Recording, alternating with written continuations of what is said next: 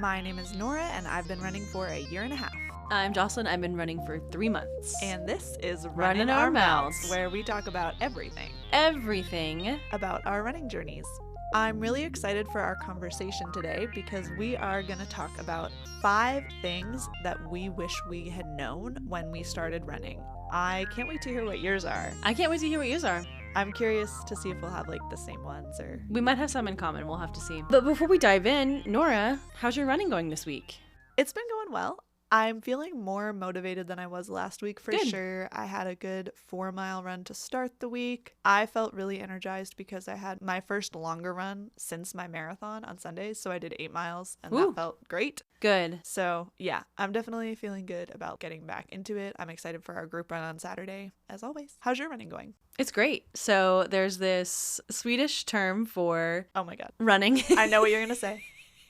Okay. It's I'm probably saying it wrong, but I'm going to say it this way forever. Fartlek? No, you're definitely saying it exactly What right. the hell? It's incredible. I love the name for it. I was obsessed. As soon as I saw it, I was like, whatever that is, I'm doing it. Tell the listeners. Yeah. What is it?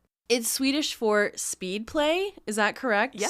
It sounds like you've done this before. I have. I've never said the word. I have made it my goal in life to never say this that word. Well, my niece and nephew call me Aunt Fart. So anything dealing with farts, I love. So fart licking. Verb. Make it a verb. Yeah, fart licking. We've been having a lot of fun talking about fart licking this week. Good. I've done 2 fartlek workouts, one Saturday and one yesterday, and it's great. You're speed playing, so you're doing like your slow pace, your medium pace, your fast pace. Really, you're just going between like your medium and, for me, my fast pace, and doing like a minute of this, a minute of that, and going back and forth. And it makes your run go by so fast because you're not worried about like, oh, I have to go for like the next 10 minutes doing this, or I have to go for the next 20 or 30 minutes. It's like, I'm doing this for a minute and then I'm doing something else for a minute. Yeah. It's like just making it to the next step. It was a lot of fun. Good. They call it speed play for a reason. They I sure was do. playing. We love to have fun around We here. do love to have fun around here. Let's get into the 5 things that we wish we knew when we first started running. Let's do it. Nora, what's the number one thing you wish you knew when you started? So I know I've already said this, but the number one thing is definitely slow down. Mm-hmm. This is something I already shared, but I do think it bears repeating, not least because I need to hear it again and again. So true. Because literally, I had to tell myself on my 4-mile run this week, I was really making an effort to do it at an easy conversational pace to keep my heart rate, for me, at about 150 Okay. and below. Yeah. Feels pretty easy to me, maybe Sure. 155, but it's pretty hard for me to keep it there because You're watching your heart rate the whole time you're running? I check it periodically. Sure. Trying to keep it conversational. Yeah, the best way to build endurance is to run slow most of the time. You're going to build endurance, you're going to get faster. I found that I made improvements in my speed and just in like the time on my feet that I'm able to keep running when I started doing that more and when I'm really like disciplined about it. Another thing about this too is it might mean, especially when you're starting out, that you walk a little bit. I was really, I think because of my runner origins with how I would, Oh, yeah. Cross country. yeah, how I would walk to kind of get out of running. You felt like you were cheating? Yeah, exactly. So I was really conscious of, oh, I don't want to walk. Walking is bad. Walking is bad. When I was first starting out, I had no cardiovascular fitness when I started running in October of not last year, but the year before. So I really needed to be running a little bit and then walking. And by the time I realized that, I just hadn't progressed for a few months because I'd just been pushing myself too hard. So run slow, walk a little bit if you have to. Walk a lot bit. Walk a lot bit if you have to. Just slow down. No one is watching you. Nobody cares. Period. That was one thing that I was like really thinking about whenever I first started running. I was like, nobody's watching you. Nobody cares. If they are watching you, they're like, wow, that person's awesome. I should go for a jog too. If they're Yes. thinking about anything that you're doing, it's way more about them than it has anything to do with you. Nobody cares. That's exactly right. Yeah. And if they do care, it's probably positive. They're Right. like, wow, that person's really taking good care of themselves. That's awesome. And I'm Right. like, yeah.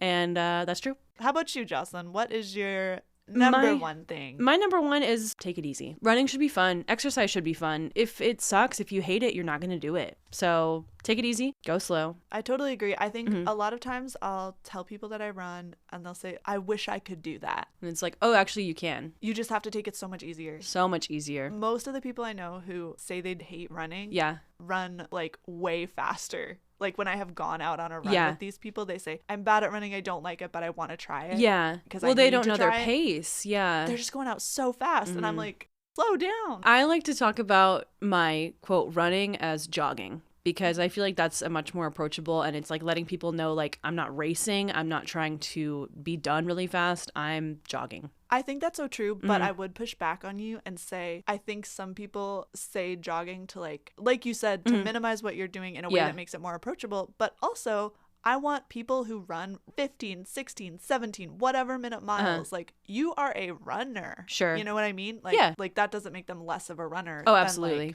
whoever won the Boston Marathon. I also was thinking that when you're taking it easy, to breathe and focus. I think running is, and I know that running is such a mental sport. It's such a mental activity. Yes, you're using your muscles. Yes, you're using your body. But part of it is like encouraging yourself to go, to keep going, to cross a finish line, to make it to the next quarter mile marker. I don't want to say mile marker because I don't run that far. I don't run as far as you do. It'll be over soon. Like, you're not going to be doing that for the rest of your life. And you're not going to die. Like, probably not. Breathing and focusing. Important. Slowing down. Yeah, I think my experience of running the full marathon was so much more mental than I expected. Oh, sure. And I was so well prepared physically, but I don't know that I was really prepared mentally to have mantras, to be able to just breathe, focus, take in the moment. Yeah. To not just get so in my head of thinking, I might die. I want to stop. How can I do this? Yeah. How can I run another 6 miles? How can I run another 2 miles? How can I run another 0.2 miles? Oh, man. Yeah. It was so much more challenging mentally than I expected. So I think knowing the importance of being able to just relax into your run, no matter how far it is really crucial. And I do wish I had known that when I started. What's next on your list of your 5 things that you wish you had known when you started? So the next one for me is kind of shifting gears, and it's about gear, actually.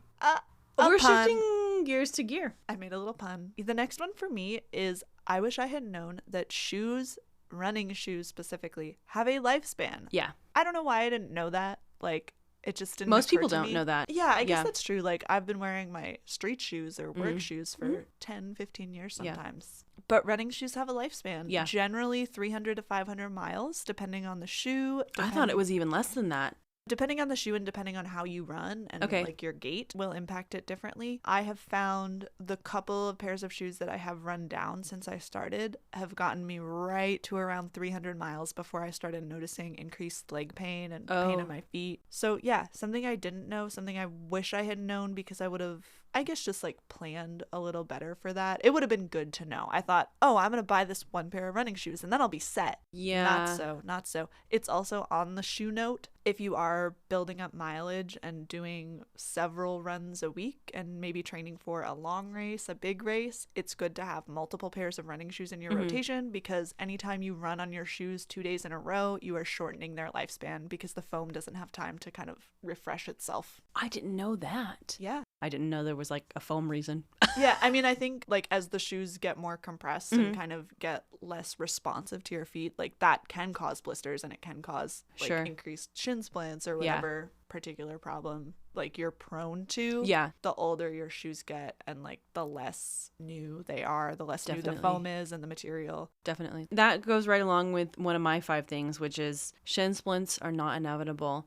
A lot of times when I tell people that I've gotten back into running, they're like, oh, wow, that's great. I have horrible shin splints, so I can't run. And I was like, well, actually, I used to get horrible shin splints, like would have a whole stretching routine that I would do before jogging and would even still have shin splints. And it was before I knew that shoes can make a huge, huge, huge difference. You encouraged me to go get my feet mapped at a special store that we love. We love Fleet Feet. Fleet Feet. Yes. I didn't know if we wanted to talk about them or not, but we love Fleet Feet. We'll talk about them for free. They do free foot mapping there. It's pretty awesome. And they help you find shoes that work for you and what you need and like how you run, how you walk, what shape your feet are. I didn't know that you're supposed to like size up with your shoes that you're running in. I had no idea. I didn't know that either. Yeah. That's such a great point. Every time I would get back into jogging, which has been several times over the years, I would just put on like my Adidas or my Nikes, like not knowing that there were like specialty shoes that are made for running, not just like regular tennis shoes, you know? Right. Yeah. Another thing too, one thing I found out with one of the pairs of running shoes I have bought, I have kind of a running shoe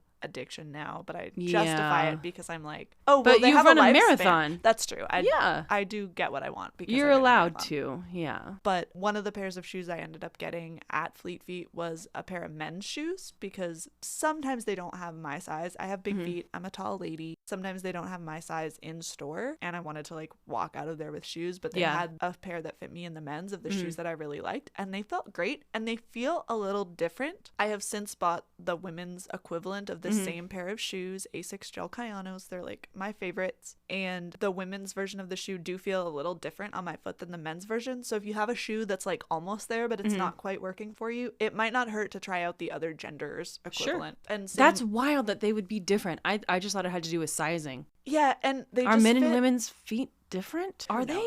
Who knows? They just fit like a little different. And I do think like maybe it does have to do with sizing because they're not exactly equivalent. Like a women's 11, which is what I wear, is not exactly the same as a men's 9.5. 9.5. Okay, I was going backwards. Yeah. That's so fascinating. Yeah. We need an anatomist to come tell us if people's feet are different. Other gear that's made a huge difference. I didn't know there were running socks, like socks that are like extra cushioned to make your run go more nicely. That really helped me with blisters. I have pretty flat arches, so having the running socks with the extra compression and cushion around the middle helped with that completely. Big difference. I've also seen people use compression socks when they have shin splints, which is something I haven't tried yet, but I think that I will try, especially as we're working back towards like getting into 5K shape and stuff. Yeah. So I also put sports bras because wow, there's too much movement. So absolutely. I have to have the expensive ones. But like there are brands out there that have the underwire. If you are a person who finds difficulty exercising because there is too much movement and your sports bras are not helping you,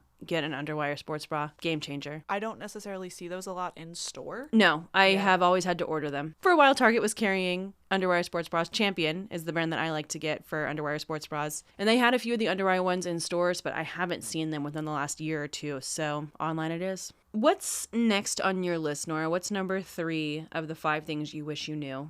Ooh, the third one for me is going to be that running with people is fun. When I started running, I really treated it as my me time. It was time for me to get away and listen to a good audiobook or listen to my music or discover new music. And so I was pretty averse to the idea of running in a group or running with a buddy when I first started out. I just wasn't really interested in it. Part of it, I think, was that I was a little intimidated by it, especially when I was starting out. I just didn't know what to expect with like a running group or with asking someone to run with me and then expecting them to slow down or me having to speed up to a pace where I was uncomfortable. So I really put it off for a long time. I was so lucky to have my first group running experience with a fantastic group in Dallas that I got to run with because I met them at one of the Irving Marathon Series race. Oh, cool. I met them at the Oktoberfest half marathon, my first half marathon, and they invited me to visit their group, which was so sweet. And so I went down to Dallas. I woke up at like 4:30 in the morning to get to Dallas at 6 a.m. for a 9-mile run, which is the most running addicted nerd thing I have ever done.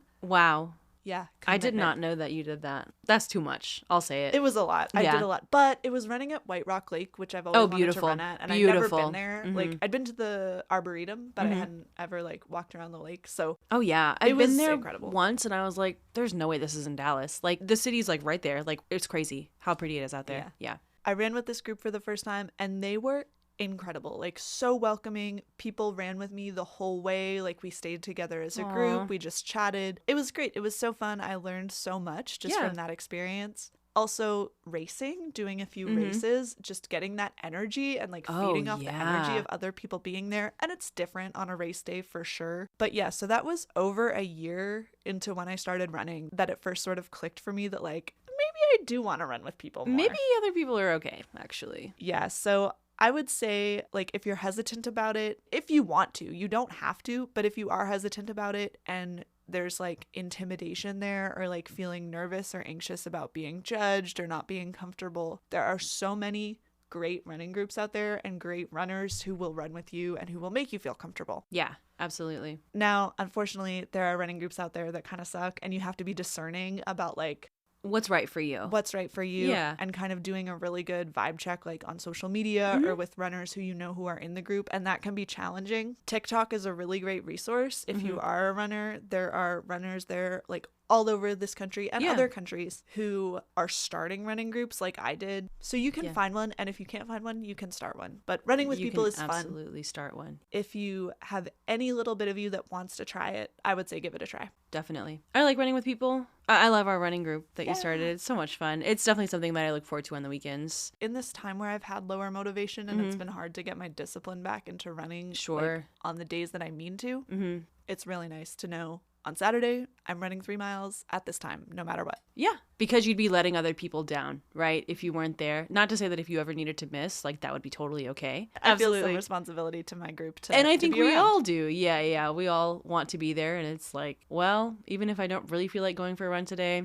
I have to because it's running group day. And then you get to eat brunch. And then we get to eat brunch. And I always work a little bit harder on Saturdays because I'm like, you know what? I am earning that brunch. I am earning the brunch. I'm going to treat myself. I'm going to have whatever I want because I just ran. What is next on your list of things you wish you knew when you started? Number 3 for me is kind of with yours, kind of opposite, where I thought about running pace music. Where what's helped me so much in getting to a pace that I like and to feel comfortable and to be able to challenge myself a little bit is to find music that I like and make a playlist or find a playlist of songs that are between a certain BPM, beats per minute. I love that. For me right now, what's great is like I was thinking 160 to 170. Right now it's closer to like 170 and I'm hoping to push to like 175 maybe. That's awesome. Or maybe just keep it at the same pace but work on building my stride to be a little bit further but still feeling natural. And it helps me keep my pace and it helps me keep going. And it's like if I'm listening to music that doesn't have a pace that I can like match to, it's harder to stay on track. Where if I'm like just running with the beat of the music, it makes it easier to get lost into the music and just keep going. Does that make sense? It totally does. And I'm the same way with my speed work. I have like a speed work playlist. Nice. It's exactly 1 hour. So if I want to go up to an hour, which I usually don't, but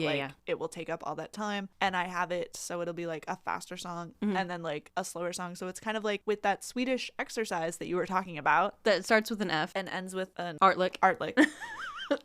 We almost said it. We were so close. Not today. Where you do your hard pace and your moderate pace. So I have my playlist kind of organized that way, which is really nice. What's next on your list? What's number 4? We're getting to the end here. Number 4 for you is eat more food. We love eating food. I love to eat. This was something that was challenging for me at first. When I started running, I think a lot of people might have this experience. I was trying to be more active and fit. I was trying to like make my body look a certain way. And so with that, I was trying to restrict what I was eating, which is not good. Red flag. Bad. Not healthy. And hurt my running performance. Yeah. Hurt me mentally, but also hurt my running performance. Absolutely. Luckily, I realized very quickly that if I was going to keep running, I was going to need to be motivated in a different way. It's become a lot more about being self-confident and seeing what I can do and what my body is capable of, like I had talked about before. But eating food to fuel your body, to fuel your runs, makes a huge difference. It makes a huge difference in your performance, in your mental health while you're running. When I increased my mileage a lot for the first time when I was doing my first half marathon training block, I remember my first 8-mile run, my longest run before that had been 10K, like 6.2 miles, just a run, not a race. When you're doing those distances, do you start measuring from like running or do you do like a warm-up walk and you're counting that towards your mileage? I typically don't do a warm-up walk. Okay. I'll do generally like a warm-up mile or like 5 or 10 minutes depending on what my effort is for that day. If I'm at a conversational pace, I do a little bit of dynamic stretching and then I'm running. And like my whole run is pretty much at a steady pace. I'll usually start a little slower and build up to faster and then end a little slower too. Makes sense. But yeah, I'm counting my mileage from go. Okay. Yeah. But yeah, so when I did that first 8-mile run, it was Barbenheimer weekend. Whoa. I remember it well. And I did my run, and then we were going with a group to see Barbie. Then we went out to like an outdoor bar to just chill. And I just was like getting so irritated. Like every person, everything was just making me so mad. Oh no. I like enjoyed the movie, and then I just started spiraling, and I didn't know what was going on. Y'all saw Barbie. We saw Not Barbie. Oppenheimer. Not Oppenheimer. Okay. No, it was Well, Barbie. Barbie was a very emotional movie. It was emotional. Wow. But I just like was getting mad. And what was it? I was hangry. I hadn't fueled my body properly before. Yeah. And this wasn't because I was like restricting or doing anything unhealthy. It was Sure. just like You just didn't I eat had enough. burned so many more calories than Yeah. my body is used to burning. My metabolism is like, what is she doing? So I needed to eat more. I wish I had known that before I got hangry with my friends after the Barbie movie. Yeah, they actually are still mad at you about that. We have a whole group that's called, remember when Nora was hangry that day at the outdoor bar? And we just text, hey, y'all remember? And we say, yeah, I remember. Actually, I wasn't there, so... No, but I'm sure they do that. What is your next thing that you wish you knew? My next one is also food. When to eat, what to drink. For me, I've run into issues before where I have a snack right before a run and I'm like, that was actually a huge mistake because I haven't given my body time to digest what I've eaten and it's starting to like make me feel nauseous or things like that. If I am going to eat before a workout, I want it to be like at least 30 minutes before so that my body can actually use it as fuel and it's not just like feeling weird while it's being digested. Yeah. Is that gross? No, that's a great point, and that's important to talk about because Yeah. people don't realize that. I think sometimes people will think, oh, I need to eat something to fuel my run like right before. And Yeah. if you're just eating a normal snack or a normal breakfast and then you're running out the door, like you're probably not going to feel great. Yeah. You know, there are fuel things for runners like gels that you can take right before a run. And it can be hard, like if you have an early morning race or an early morning run. Wake up early to have that. Well, we're getting to the end of our 5 things here, Nora. Yeah. What's your 5th thing that you want to leave our listeners really thinking about? So my last thing is the one that has been most important to me, I think. So maybe I should have started with it, but oh well. We can just play the episode backwards. Yeah. I think the thing I really wish I had known when I started is that it is not necessary to believe that you can do a thing to be able to do a thing. I see a lot of influencer type content geared toward runners or any type of exercise really that generally I think a lot of these creators, I think they're really positive influences and they've been positive influences on me. But a really common thing I see is saying, if you believe you can run a marathon, you can run a marathon, just sign up. Or if you believe you can do this half marathon or this 10K or 5K or whatever, like if you believe you can do it, you can do it. And maybe that's true. Like maybe if you believe you can do it, you can do it. But you don't have to believe you can do it to be able to do it. I think when you're setting big goals for yourself or when you're doing something new or when you see something that you want to try but that is intimidating and scary, like saying, I don't think I can do it can really stop you from taking the plunge. Yeah. But it doesn't have to. I did not believe I could do the marathon before I did it. What I did believe is that I could commit to training, that I could follow a training plan. And that my training plan would prepare me as best as I could be prepared for this thing that is objectively nuts. And you believed that you could try. Yes. And I think that's the biggest thing, right? The willingness to try, to push yourself. Right. To do something you maybe don't believe you can do. The thing is, our capabilities are not limited by our imagination. They're beyond our imagination. Absolutely. So don't wait to believe in yourself to try something or to sign up for something or to start training for something. Absolutely. You don't have to do that. If you don't want to do something, you don't have to do it. But if you feel like you want to try something and you don't yet believe in yourself, that's okay. That shouldn't stop you. And the belief can totally come later. Yeah, and it might not. And it might not. I'm in a few different running groups on Facebook to get information about local stuff. And someone asked recently, I have this marathon coming up. I've never run one before and I'm intimidated by the 20 miler. How do I approach that for the first time? And someone commented, well, when I do my 20 milers, I break them up. So I'll do 5 miles, then I'll take a break, then I'll do another 5 miles, then I'll take a break. And that's fine. And if that's going to be your approach on race day, like, cool, I support you. What's the break? Walking, I'm assuming? Or like this person sitting down and resting? This person was describing like stopping by home, like getting a drink. The way they described it sounded kind of like chilling for a minute, which again, if that's how you're approaching race day and that's like gonna But you're not going to be able to go by your house on race day. Right. The thing that worried me about this person asking the question and then getting this response and people saying, oh yeah, that's such a good point. I'm so scared of 20 miles, but this makes it seem more approachable is like, if you've never run a marathon and you're about to start marathon training, 20 miles should not seem approachable. Like, No. there's no reason for it to seem approachable. It's No. scary. It sounds really hard, almost impossible, Yeah. if not impossible. So, and what I'm saying is, like, you don't have to worry about that. The things that sound impossibly challenging right now, if you have the commitment and you have your plan and you trust your plan and you trust your training and you trust yourself to follow it, it's going to be okay. Absolutely. That's what I would say. I like the idea of trusting in yourself as opposed to believing in yourself. Like, trusting that you could follow your training plan, trusting that you could eat enough food, trusting that you could get the support that you needed to cross the finish line, trusting that you chose the right shoes that you needed. Yes. Like, all those little things that added up to you being able to finish running 26 miles. When you were doing your training, you don't skip from like 10 miles to 20 miles. Like, that's something you're working up towards, right? Like, it shouldn't, once you get to that point, it shouldn't seem impossible, right? Right. And on day one of your training, 20 miles probably isn't possible for you to No. run continuously if you've never run a marathon before. Sure. This is mostly speaking to people who are new to marathon running in particular in this conversation, but to anything. This applies to a half or a 10K or a 5K if you've never run one before. It's like running 3.1 miles might seem not possible. Running 1 mile might not seem possible, but that doesn't mean that you shouldn't try. That doesn't, if you want to. When I tell people about running the 5K that I did in February, I'm like, that seems so tiny now.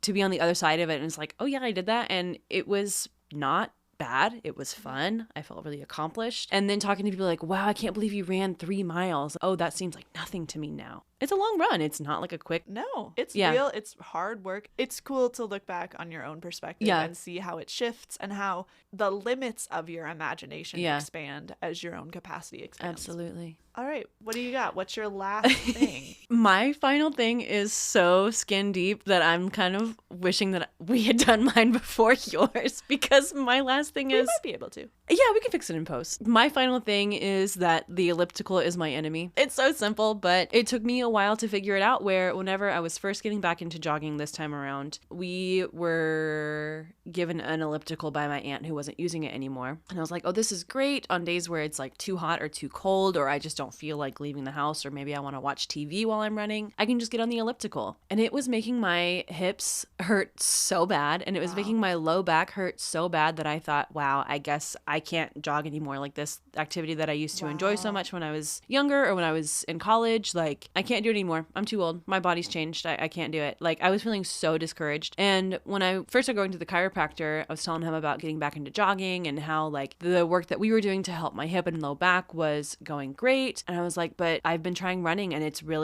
making my hip worse. And he was like, well, tell me about what you're doing on your jogs. I was like, well, sometimes I go outside, but recently I've been doing the elliptical. And he was like, stop doing the elliptical. Not to say that elliptical is bad. There are lots of people that elliptical works great for. Yeah, if it works for you, it works for you, and that's great. But if it doesn't... Yeah, and that's why I say it's my enemy, because I don't think it's everybody's enemy, but it was certainly my enemy. My stride is so short that having to, like, keep up with an elliptical stride was pushing my hips in ways that were not comfortable for me and compressing my low back in ways that were not comfortable for me. So that was a big thing for me to learn that I wish I had known, is that it's best to run outside. Yeah. Treadmill too, like treadmill is valid as well. Definitely different than the elliptical. And I think that speaks to a broader thing of listening to your body and thinking about how the activities you're doing are interacting with the other activities you're doing. If you're trying to run more, if you're trying to train for something, you should be thinking about the other stuff you're doing and how it's interacting, whether that's in a positive way, like strength training to build up your strength to support your running and your body when it's running, versus things that might be hurting you. I know I'm a rock climber, not a very good one. I'm learning for sure, but some of the ways my body moves in rock climbing and some of the risks associated with, like, falling. When I was getting up to my marathon and my half marathons, like when I'm leading up to race day, I cut out the rock climbing because it's too risky. Yeah, it's you don't want to pull a muscle, even without the danger of falling. Pulling a muscle, straining a muscle. We'll talk about that with our race recaps, because I had a potential injury like a week before my 5K, and it was worrying. But we'll talk about that next episode. Yeah, I can't wait. Can't wait. I think that wraps it up with the 5 things that we wish we knew, and I think that they're great. I learned a lot from you today. I learned a lot from you.